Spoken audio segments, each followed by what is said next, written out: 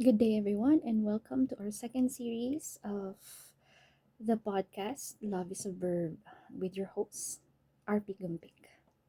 So, this is the second episode for this podcast, Love is a Verb, entitled I Want to Live Like That. Oftentimes, we are faced with challenging decisions which could lead us to unprecedented consequences. These consequences may have a positive or a negative impact in our lives. One night, my darling and I watched a movie which stirred my thought to ask, should a couple decided to do the right thing, will the husband still be alive? I guess that is the biggest question we should always ask ourselves. What is the next best thing to do? During my schooling days, we nearly couldn't survive our schooling needs because we, as a family, had trouble making ends meet.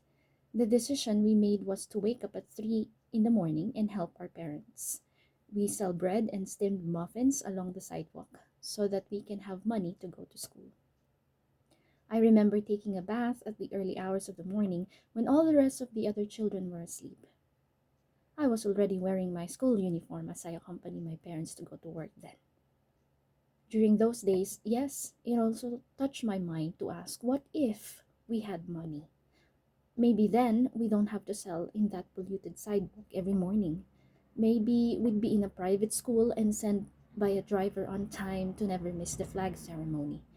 Maybe I could treat my friends for pudding during recess time, because then I would have the money.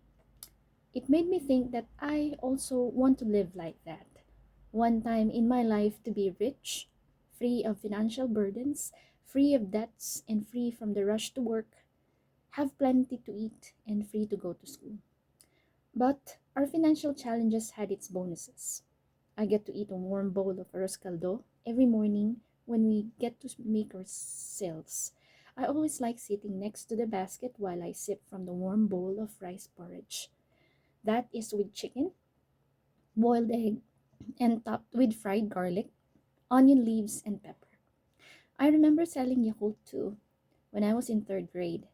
My teacher went past our cart one weekend and I hid myself. Since a huge drugstore was behind us, the timing was embarrassing. A gentleman was about to buy a pack of Yakult with 5 bottles each pack.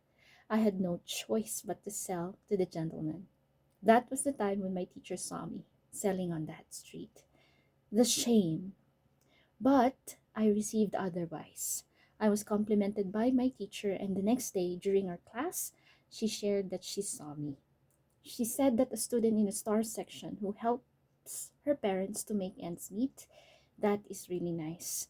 Since then, I have always tried to help my parents, and I had been doing so until I finished high school. I also never missed a flag ceremony because we always arrived in school at 6:30 in the morning, in time before our flag ceremony starts at 6:45. Should my what ifs be made real, I wouldn't be as diligent at work as I am today. I wouldn't be as determined to help my family in the demands for self-sustenance. Above all of my capabilities and inabilities is a God who equipped, provided, and completed me. Because if I was not in need, I wouldn't find the strength to ask God to come into my life and save me from all the temptations which are pushing me to make bad choices. This challenge I experienced when I was younger paved the way to my deliverance from death. I was reminded of the word of God written in Proverbs chapter 10 verse 2. Treasures of wickedness profit nothing, but righteousness delivers from death. Thank you so much for listening. If you want to know more, please join me in my blog post, What Matters Most, and support me in Patreon. And see you. Have a great day. Goodbye.